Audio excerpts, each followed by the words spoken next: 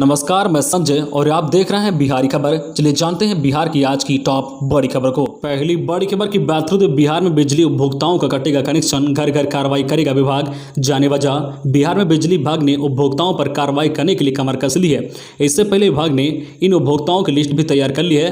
List के हिसाब से टीम उपभोक्ताओं के घर घर जाकर कार्रवाई करेगी। दरअसल बिजली बिल भुगतान नहीं करने वालों के खिलाफ कंपनी विशेष अभियान चलाएगी। इसके लिए राज्य भर में एक विशेष टीम गठित की गई है। मंडलवार गठित इस टीम के सदस्य बकायेदारों के घर घर जाकर बिजली बिल भुगतान करने का अनुरोध करेंगे। इसके बावजूद अगर लोगों ने बिल जमा नहीं किया तो कनेक्शन काटने के साथ ही अन्य कार्रवाई की जाएगी। देश के चंद राज्यों में बिहार है जहां कोरोना काल में लॉकडाउन में भी बिजली खपत कम होने के बजाय उसमें वृद्धि हुई है। अगली बड़ी खबर की बात करूं तो पहले दिन सूना रहा बाबा बैद्यनाथ का दरबार। देवघर पहुंचने से पहले ही रोक दिए गए भक्त। श्रावण मास के पहले दिन देवघर स्थित बाबा बैद्यनाथ मंदिर में लाखों श्रद्धालुओं का जुटान होता था, लेकिन इस बार बाबा का दरबार सुना है। कोरोना के कारण मंदिर बंद है। श्रद्धालुओं को मंदिर में प्रवेश करने से रोकने के लिए करीब 2000 पुलिसकर्मी लगाए गए हैं। बिहार से पहुंच रहे श्रद्धालुओं को देवघर की सीमा में प्रवेश करते ही रोका गया। वहीं से भक्तों ने किया जलार्पण। अगली बार आएंगे बाबा के उद्घोष के साथ भारी मन से वापस लौटे। पेड़ा फूल की दुकानों से गुलजार रहने वाला पूरा इलाका वीरान। कोरोना संक्रमण के कारण इस बार लगातार दूसरे वर्ष विश्व प्रसिद्ध श्रावणी मेला का आयोजन नहीं हो रहा है, लेकिन बाबा भोले के भक्त नहीं मान रहे हैं। वे बाहर से ही बाबा का दर्शन करने को तैयार हैं। इसी कारण लगातार बाबा धाम की ओर बढ़े चले आ रहे हैं। अगली बड़ी खबर की बात करो तो 20 अगस्त तक हो जाएगी ईवीएम की फर्स्ट लेवल टेस्टिंग। वोटर की लिए थंब इंप्रेशन होना जरूरी। बिहार में पंचायत चुनाव को लेकर लगातार तैयारी आगे बढ़ रही है। राज्य निर्वाचन आयोग हर दिन पंचायत चुनाव की तैयारी की समीक्षा कर रहे हैं। बिहार में पंचायत चुनाव के लिए दूसरे राज्यों से ईवीएम मंगाने का काम पूरा हो चुका है। तो अब ताज़ा खबर सामने आ रही है उसके मुताबिक आगामी 20 अगस्त तक के लिए ईवीएम का फर्स्ट लेवल टेस्टिंग पूरा कर लिया जाएगा।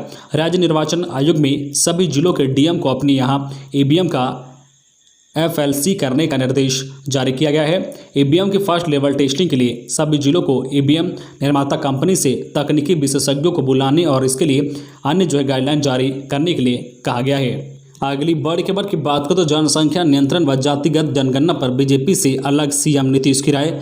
बिहार में गरमाई सियासत। बिहार विधानसभा के मानसून सत्र के ठीक पहले मुख्यमंत्री नीतीश कुमार ने जनसंख्या नियंत्रण और जातिगत जनसंख्या के मुद्दे पर सहयोगी भारतीय जनता पार्टी बीजेपी से अलग स्टैंड ले लिया है। इसके बाद सियासत गर्म गई है।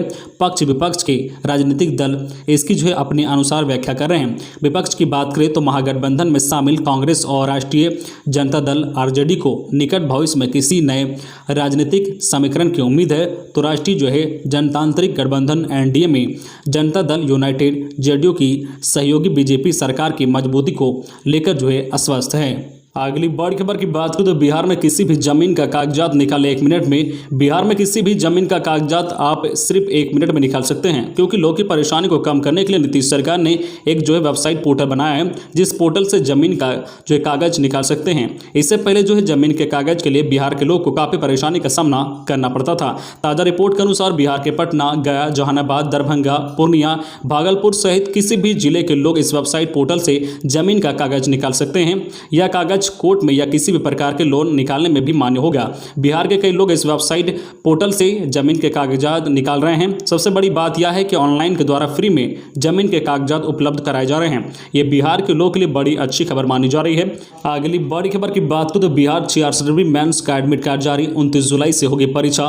बिहार पब्लिक सर्विस कमीशन की ओर से 66वीं कंबाइंड मेंस परीक्षा का एडमिट कार्ड जारी कर दिया गया है। साथ ही परीक्षा की तारीखों की घोषणा भी कर दी गई है। मेंस परीक्षा में आवेदन करने वाले उम्मीदवार BPSC की ऑफिशियल वेबसाइट पर जाकर एडमिट कार्ड डाउनलोड कर सकते हैं। बता दी कि इस भर्ती के लिए मेंस परीक्षा का आयोजन 29 जुलाई से 31 जुलाई 2021 के बीच होगा। यह परीक्षा कुल 731 पदों पर भर्ती के लिए होगी। BPSC 66वीं भर्ती के लिए आवेदन प्रक्रिया 28 सितंबर 2020 को ही शुरू हुई थी। इसमें आवेदन करने की आखिरी तारीख 28 अक्टूबर 2020 थी। अगली बड़ी खबर की बात करें तो 40 मॉडल आंगनबाड़ी केंद्र का होगा निर्माण। मुजफ्फरपुर के आंगनबाड़ी केंद्र पर बच्चों का पूर्ण रूप से शारीरिक और मानसिक विकास हो, इसके लिए जिले के आंगनबाड़ी केंद्रों को मॉडल रूप दिया जा रहा है। पिछले वर्ष जहाँ 27 केंद्रों को मॉडल के रूप में रेनोवेट किया गया था, वही इस साल 40 आंगनबाड़ी केंद्र मॉडल बनाए जाएंगे। ये सभी केंद्र सरकार परियोजना होंगे।